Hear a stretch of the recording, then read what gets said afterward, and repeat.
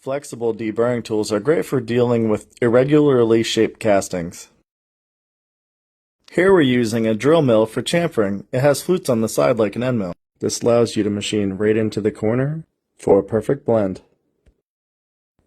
Here we have our logo being generated using digital sheet forming.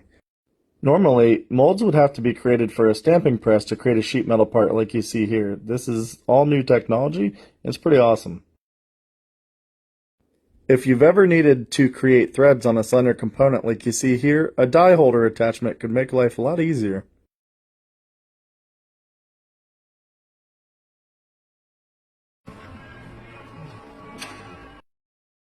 Establishing a hole in the side of a part like you see here can be extremely difficult without the right tools.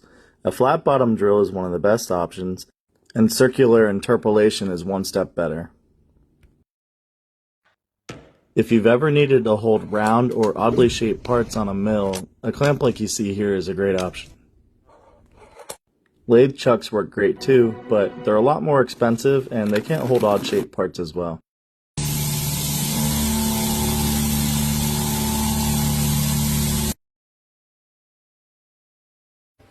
Here's a neat trick for cleaning oil stones. You can use WD-40 and cardboard to get the stone looking like new again.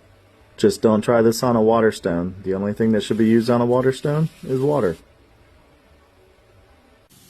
One of the most common mistakes I see is not feeding hard enough.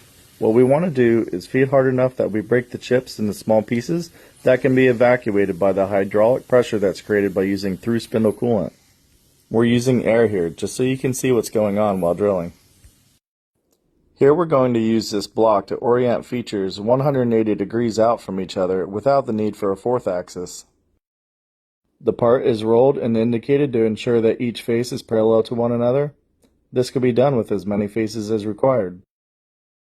This could be done with a Y-axis lathe or a fourth axis on a mill, but we try to show you ways that anyone can use.